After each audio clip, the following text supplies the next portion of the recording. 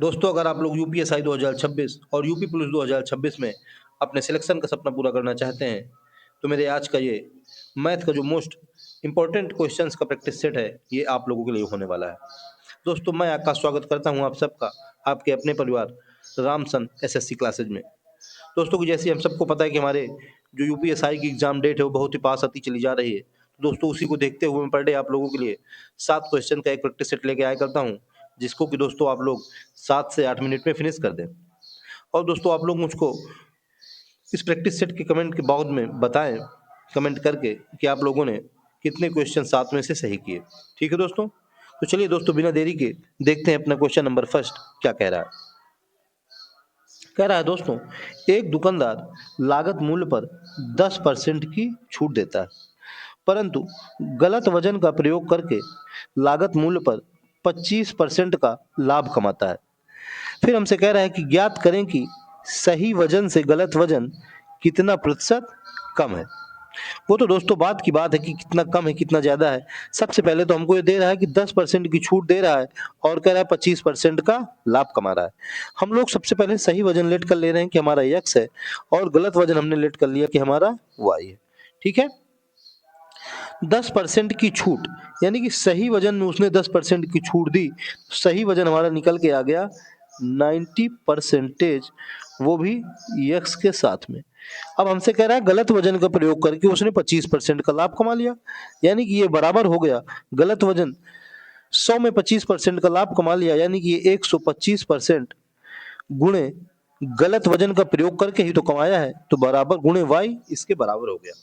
अब हम लोगों को दोस्तों कुछ नहीं करना है, बस अपना x और y का रेशियो निकाल लेना है और अपना आंसर ले लेना है तुरंत। तो हमारा परसेंटेज से दोस्तों परसेंटेज चला जाएगा। अब हम इसको काट देंगे 5 से तो ये आ जाएगा 18, इसको 5 से काटेंगे दोस्तों तो ये आ जाएगा 25। यानी कि हम जब y को इधर लेके आएंगे तो हमारा आ जाएगा x अपान y, ये 18 को जब इधर लेके आ जाएंगे तो ये आ जाएगा 25 अपान 18। ठीक है ना? यानी कि x अपान y का हमारा रेशियो कितना निकल के आ गया, ये हमारा रेशियो निकल के आ गया 25 अपान 18। ठीक है? अब हमसे कह रहा है कि बताइए गलत वजन कितना प्रतिशत कम है। गलत वजन हमारा y है दोस्तों। y कितना कम, y है हमारा 18 और x है हमारा 25। 25 से कितना कम है, यानी कि माइनस का 7 कम है। ठीक है ना? तो 7 कम है दोस्तों, किससे कम है? सही वजन से कम है, यानी कि सही वजन है हमारा 25, तो 7/25 ये कितना हो जाएगा दोस्तों, 7/25 गुणे 100। सॉरी, यहाँ पे दोस्तों 100, 7/25 गुणे 100 हम काट देंगे, ये आ जाएगा 25 चौको 100, यानी कि ये कितना निकल के आ गया, ये निकल के आ गया 7 चौको 28%। ठीक है दोस्तों, हम इसको 1 मिनट से अंदर अंदर फिनिश कर सकते थे। दोस्तों आपको दिख रहा है कि यहाँ केवल हमको 90x करना था, यहाँ हमको 125y करना था, बस वहीं से हम इसको निकाल देते। मैंने दोस्तों आप लोगों को बताने के लिए सब इतनी देर लगाया है, ठीक है ना, जिससे आप लोगों को समझ में आ जाए। तो दोस्तों हम लोगों का ऑप्शन नंबर ए जो हो जाएगा वो बिल्कुल राइट हो जाएगा। ठीक है ना, 28%। दोस्तों यूपीएसआई और यूपी पुलिस दोनों के लिए बहुत ही संभावित प्रश्न है दोस्तों। आप लोग दोस्तों इसको देखिए, और दोस्तों आप लोग मुझको लास्ट में कमेंट करके जरूर बताएं कि आप लोगों ने जो मैं टॉप मोस्ट रिपीटेड 7 क्वेश्चन लेके आया हूं, इसमें से आप लोगों ने कितने क्वेश्चन अपने करेक्ट किए। ठीक है, और दोस्तों मुझको आप बताइए कि मैं कितने क्वेश्चन लेके आऊं। दोस्तों आप लोग जैसा मुझको बताएंगे मैं वैसा ही कर दूंगा। ठीक है, और क्वेश्चन बढ़ाने हैं या और फिर कुछ। चलिए प्यारे दोस्तों, देखते हैं अपना क्वेश्चन नंबर नेक्स्ट, यानी क्वेश्चन नंबर सेकंड। कह रहा है दो सिलेंडर ए और बी के व्यास 4:1 के अनुपात में है।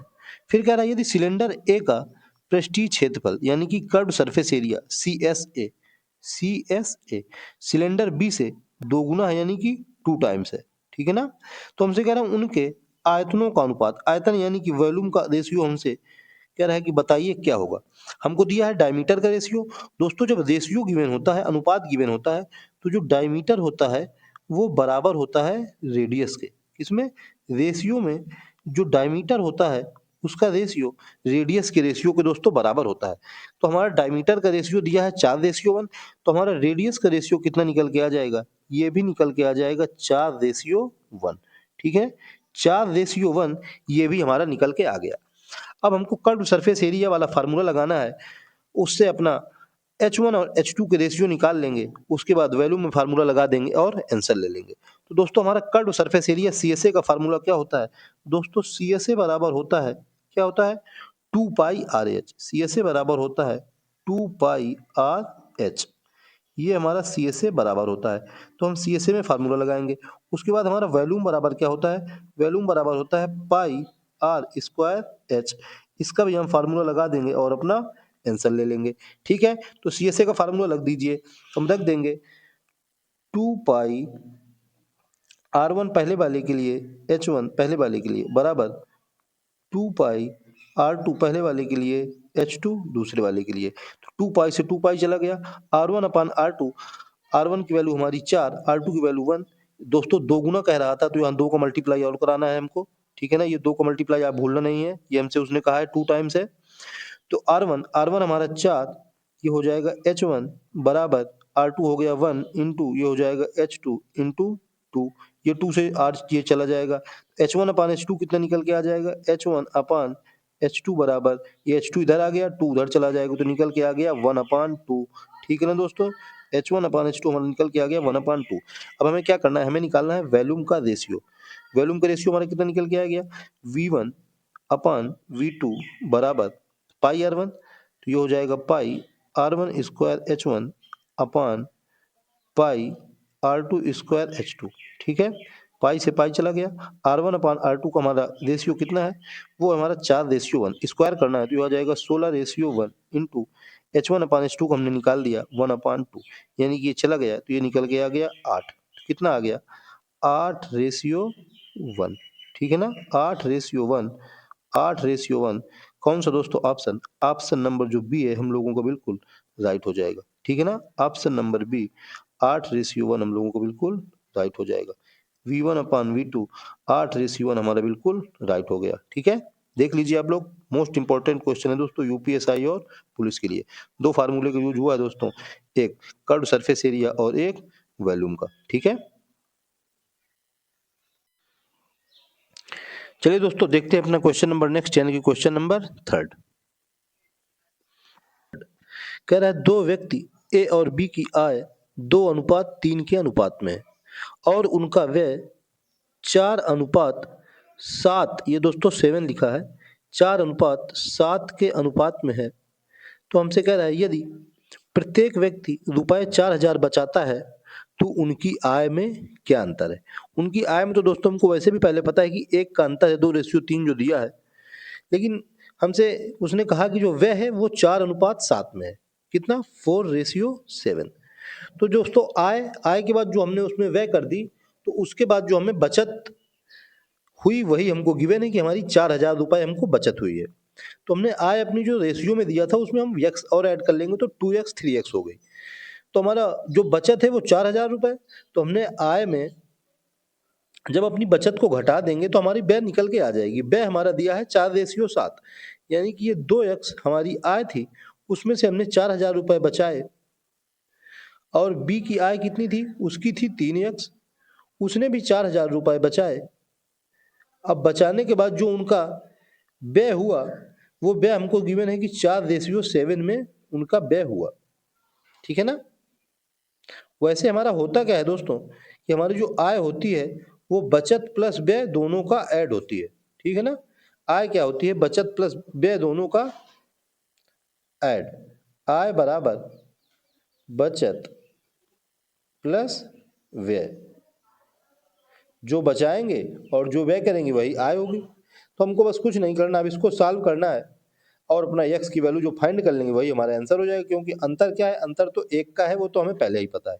तो ये आ जाएगा 7 दूनी 14x, ये आ गया 7 चौको 28,000, इधर कर देंगे तो ये आ जाएगा 4 तिरका 12x, इधर आ जाएगा 4 चौको 16,000, यानी कि जब 14x में 12x चले गए तो ये आ गया 2x, इधर 28,000, 28 में 16 चले जाएंगे तो 16 12 28, यानी कि 12,000। तो x बराबर कितना निकल के आ गया, बटे 2 हो जाएगा, तो x बराबर निकल के आ गया 6,000। ठीक है ना, 6,000। हमसे कह रहा था उनकी आय में अंतर कितना है, उनकी आय में अंतर 1 का था, यानी कि 2x और 3x, यानी कि 1x, x की वैल्यू निकल के आ गई 6,000। यही हमारा आंसर हो जाएगा। तो कौन सा ऑप्शन, ऑप्शन नंबर जो सी गिवन है हम लोगों को वही हमारा बिल्कुल राइट हो जाएगा। ठीक है, तो हमने क्या किया कि हमारी जो आय थी हमने 2x 3x मान ली, फिर उसके बाद हमारी बचत थी तो 2x माइनस 4,000 बटे 3x माइनस 4000 बराबर जो व्यय दिया था 4:7 उसके बराबर कर दिया और अपना आंसर ले लिया। ठीक है, चलिए देखते हैं अपने क्वेश्चन नंबर नेक्स्ट, यानी कि क्वेश्चन नंबर 4। कह रहा है कि 6 खिलाड़ियों वाली एक टीम की औसत ऊंचाई 156 सेंटीमीटर है। फिर कह रहा है अगर टीम में 3 और खिलाड़ी जोड़े जाते हैं, ठीक है, तो अब 6 से 9 हो गए, तो कह रहा है औसत ऊंचाई 2 सेंटीमीटर बढ़ जाती है, यानी कि 156 से 2 बढ़ गई तो 158 हो गई। फिर हमसे कह रहा है अगर इन तीनों के बीच सबसे छोटे व्यक्ति की ऊंचाई इन तीनों की ऊंचाई से 4 सेंटीमीटर कम है। ये जो तीनों खिलाड़ी जोड़े गए, अब कह रहा है कि इन तीनों में से जो सबसे छोटा व्यक्ति है उसकी ऊंचाई इन तीनों की औसत ऊंचाई से 4 सेंटीमीटर कम है, तो हमसे कह रहा है कि उसकी ऊंचाई ज्ञात करें। सबसे पहले तो हम दोस्तों जो 3 खिलाड़ी जोड़े गए इनकी ऊंचाई ज्ञात कर ले रहे हैं कि इनकी ऊंचाई या औसत ऊंचाई कितनी है। तो हमें 6 खिलाड़ियों की औसत ऊंचाई दी थी, तो हम 6 खिलाड़ियों की पहले कुल ऊंचाई ज्ञात करेंगे जब, तो 6 की कुल कितनी निकल के आएगी, ये निकल के आएगी 6 गुणे 156। तो 6 गुणे 156 हम इसको कर लेंगे तो ये आ जाएगा 6 छंग 36, ये आ गया 6 पंचे 30 3 33, ये आ गया 6 का नम 6 3 9, यानी कि 936 सेंटीमीटर ये निकल के आ गई 6 खिलाड़ियों की कुल ऊंचाई। ठीक है ना। अब हम इसी तरह 9 खिलाड़ियों की कुल ऊंचाई पहले निकालेंगे, क्योंकि 3 खिलाड़ी और जोड़े गए थे, तो 9 खिलाड़ियों की 9 गुणे 2 सेंटीमीटर उसने कहा था कि हमारी औसत ऊंचाई बढ़ गई थी, यानी कि 156 में 2 158 हो गया। अब हम 158 यानी कि इनकी कुल ऊंचाई निकाल लें तो 9 8 72 की 2 हंसी लग जाएगी 7 कैरी आ जाएगी, न पंचे न पना 45, 45 और 7 यानी कि 45 7 52 की 2 कैरी आ जाएगी 5, ये हो जाएगा 9 एक 9 5 14, यानी कि ये 1422 सेंटीमीटर हमारी 9 लोगों की कुल ऊंचाई निकल के आ गई। कितनी, 9 लोगों की कुल ऊंचाई और 6 लोगों की कुल ऊंचाई। अब हम अगर इसको माइनस कर दें तो हमारा 3 लोगों की कुल ऊंचाई निकल के आ जाएगी। इसलिए 3 लोगों की कुल ऊंचाई माइनस करा दीजिए दोस्तों, तो ये हमारा निकल के आ जाएगा 1422 माइनस 936। तो हम इसको माइनस कराएंगे, 12 में 6 चला जाएगा 6, कितना 12 में 6 6, यहाँ 11 11 में 3 चला गया 8, यहाँ बच जाएगा 3, यानी कि 13 13 में 9 चला गया 406, यानी कि 486 सेंटीमीटर हमारी 3 लोगों की कुल ऊंचाई निकल के आ गई। ये कौन सी निकली है, ये निकली है दोस्तों कुल ऊंचाई। हमसे उसने कहा कि इन 3 में से जो सबसे छोटा व्यक्ति है वो इन तीनों की औसत ऊंचाई क्या होती है दोस्तों, कि अब हम इसमें 3 का अगर डिवाइड करा दें तो हमारी औसत ऊंचाई निकल के आ जाएगी। इसलिए औसत क्या निकल के आ जाएगा, इसलिए औसत क्या हो जाएगी, औसत हो जाएगा 486 अपान 3, करा दीजिए, तो ये हो जाएगा 3 बन जाए 3, एक बच जाएगा 3 छंग 18, फिर इसमें 6 हो गया, 3 दूनी 6, 162 सेंटीमीटर 3 लोगों की औसत ऊंचाई निकल के आ गई। तो उसने कहा कि 4 सेंटीमीटर कम है, यानी कि 162 में से 4 सेंटीमीटर हम लोग और माइनस करा दें, इसलिए आंसर हमारा कितना निकल के आ गया, ऑप्शन नंबर सी बिल्कुल राइट हो जाएगा। 162 माइनस 4 हम लोग कराएंगे और अपना आंसर पा जाएंगे। ठीक है ना। तो ऊंचाई कितनी निकल के आ गई, ऊंचाई निकल के आ गई 158 सेंटीमीटर, ऑप्शन सी बिल्कुल राइट हो गया। दोस्तों बस इसमें कैलकुलेशन थी और कुछ खास नहीं था। ठीक है ना, लेकिन यूपीएसआई और यूपी पुलिस के लिए संभावित प्रश्न है। ठीक है, देख लीजिए आप लोग। चलिए दोस्तों देखते हैं अपने क्वेश्चन नंबर नेक्स्ट, यानी कि क्वेश्चन नंबर 5। कह रहा है एक निश्चित राशि को 10% पर 4 वर्ष के लिए साधारण ब्याज पर निवेश किया जाता है। फिर कह रहा है अगर 2 वर्ष के अंत में और 4 वर्ष के अंत में ब्याज में 400 का अंतर है तो राशि क्या है। 2 वर्ष के अंत में और 4 वर्ष के अंत में साधारण ब्याज दोस्तों हर साल समान होता है, ये हमको सबको पता है। हम लोग सिंपल इंटरेस्ट का अगर फार्मूला लिखना चाहें तो सिंपल इंटरेस्ट का फार्मूला होता है SI बराबर PRT अपान 100। P क्या है, P है प्रिंसिपल यानी कि मूलधन यानी कि वैल्यू, R है रेशियो यानी कि मतलब R है रेट यानी कि दर, T है टाइम यानी कि हमारा समय। तो मूलधन गुणे दर गुणे समय बटे 100, ये होता है हमारा सिंपल इंटरेस्ट यानी कि साधारण ब्याज का फार्मूला। हमको दिया है 4 वर्ष के अंत में यानी कि 10%, तो यानी कि हो जाएगा 10 चौको 40। हमने राशि मान ली कि हमारी राशि है x, यानी कि हमें दिया है 40x बटे 100। कितना दिया हुआ है 40x बटे 100 माइनस ये 2 वर्ष के लिए, तो ये हो जाएगा 10%, 10 दूनी 20, यानी कि 20x बटे 100। कितना दिया हुआ है, अंतर दिया हुआ है हमको 400 रुपए, यानी कि हमारा निकल के आ गया यहाँ से 40 में 20 चला जाएगा तो 20x, 100 का इधर मल्टीप्लाई हो जाएगा, तो ये कितना निकल के आ गया, ये निकल के आ गया 20x बराबर, ये निकल के आ गया 40,000। ठीक है ना, एक जीरो से एक जीरो हमारा चला जाएगा और 4,000 में अब 2 से डिवाइड हो जाएगा, तो यहाँ से हमारा निकल के आ गया यक्स बराबर 2,000 रुपए। ठीक है ना, यक्स बराबर क्या निकल के आ गया, 2,000 रुपए। यही हम लोगों का आंसर हो जाएगा, जो कि ऑप्शन नंबर हम लोगों को डी में गिवन है। ठीक है ना, रोज दोस्तों ऐसा सवाल आता है, आप लोग पर डे देखते होंगे, यूपीएसआई और यूपी पुलिस के लिए संभावित प्रश्न है।